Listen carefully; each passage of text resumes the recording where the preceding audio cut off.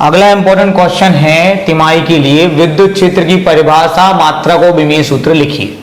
देखो भाई, पहले ये समझो कि यहां पे जो विद्युत क्षेत्र बोला है वहां विद्युत क्षेत्र की तीव्रता होनी चाहिए, ठीक है, क्योंकि मात्रक जो है वो विद्युत क्षेत्र का थोड़ी होता है।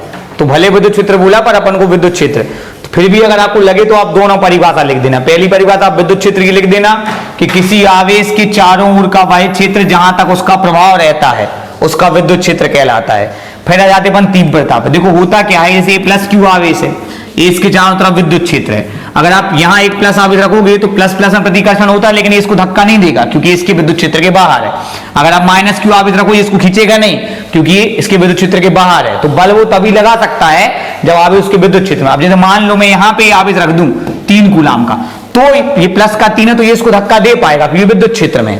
अपन एक एग्जाम्पल लेते कि मान लो ये बिंदु है P, इस पे 3 कूलाम का आवेश रखा, इस पे बल लग रहा तुम्हारा 15।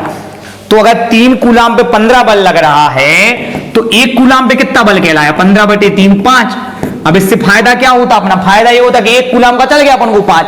अब कल के दिन अपन यहाँ 3 की जगह 4 रखोगे तो 5 चौके 20 बल लग जाएगा, 5 रखोगे तो 25 बल लग जाएगा। तो एकांक आवेश पे लगने वाला बल निकालने से हमें विद्युत क्षेत्र की तीव्रता, जो हम उसको बोल रहे हैं एकांक आवेश पे लगने वाला बल जिसको हम बोल रहे हैं विद्युत क्षेत्र की तीव्रता, वो निकालने से हमें क्या फायदा होता है कि हम कोई भी आवेश रखें उस पर बल निकाल सकते हैं। तो क्या है विद्युत क्षेत्र की तीव्रता, विद्युत क्षेत्र के किसी बिंदु पर रखा हुआ एकांक आवेश अपने ऊपर जितने बल का अनुभव करता है उसे उस बिंदु पर विद्युत क्षेत्र की तीव्रता कहते हैं। सूत्र इसका होता है विद्युत क्षेत्र की तीव्रता F/Q0। ये जो अपन रख रहा है ना, 3 रखा अपन ने 4 रखा, ये कहलाता Q0 परीक्षण आवेश।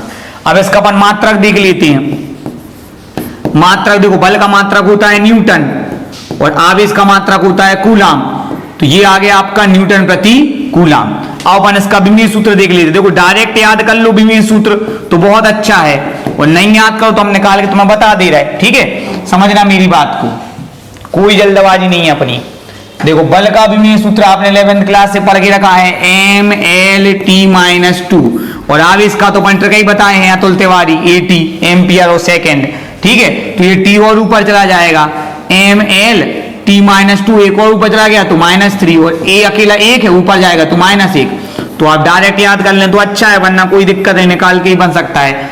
mLT-3 A-1। ये सिंपल सा छोटा सा क्वेश्चन है। आप चाहो तो इसमें विद्युत क्षेत्र की तीव्रता की परिभाषा लिखी, आप विद्युत क्षेत्र की लिख देना कि किसी आवेश के चारों ओर का बाह्य क्षेत्र जहां तक उसका प्रभाव रहता है उसका विद्युत क्षेत्र कहलाता है। तो ये क्वेश्चन इस प्रकार से हो जाएगा तो आपको 2 नंबर मिल जाएंगे।